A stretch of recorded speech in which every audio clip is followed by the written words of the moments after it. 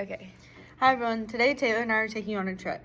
It's a 26-foot long journey through a winding muscular tube called the alimentary canal. Most of us think of eating, but from the moment you smell a pizza to the moment your body absorbs its nutrients, a complex series of biological events is happening. We're going to break down how we digest food, the organs involved, and those helpful sidekick organs known as accessory organs. To start, you need to understand that digestion isn't just one process. It's two distinct processes, mechanical and chemical digestion.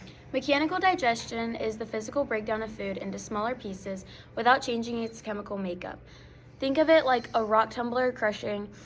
And chemical digestion, however, uses enzymes to break those large molecules into tiny nutrients like amino acids and simple sugars so our blood can actually use them. The journey begins in the oral cavity. Here, mechanical digestion starts with mastication. That's just a fancy word for chewing. While your teeth are grinding, your tongue is busy mixing food with saliva.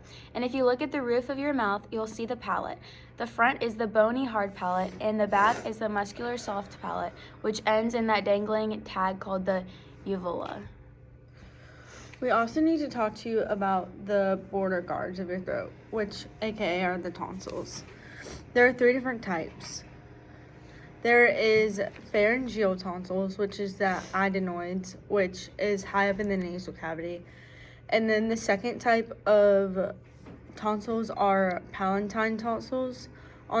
They're based on the side of your tongue. They basically get removed if you have tonsillitis.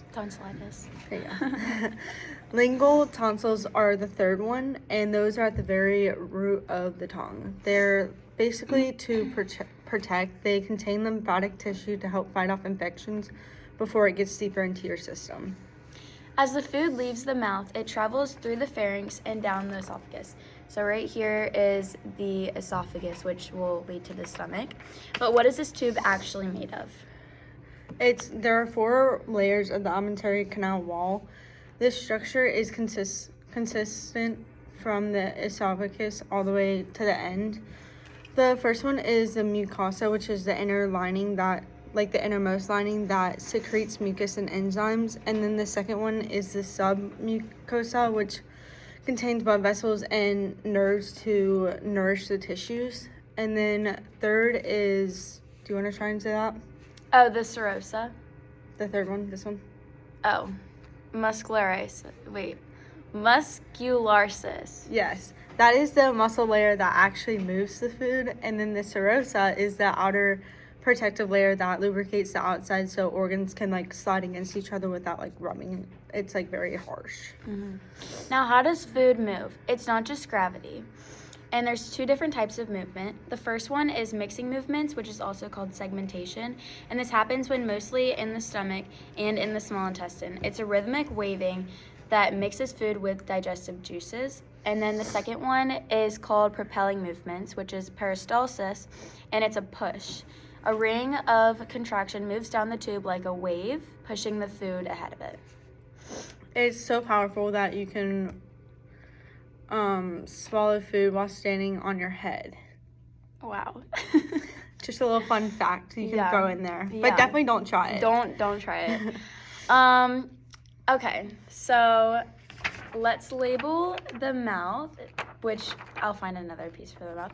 But basically the oral cavity is up here, and then it goes down the esophagus into the stomach, and then through the small intestine, which is made up of the duodenum, jejunum, and ileum.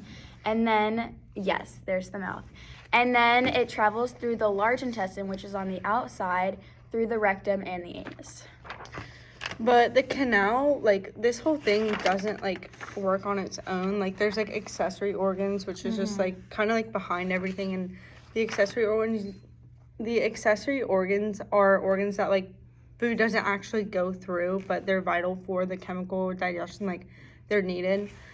So some of these are the salivary glands, that's what actually starts the chemical digestion in the mouth. And then the liver produces bile to break down the fats. And then the gallbladder stores the bile until it's needed so it doesn't overproduce.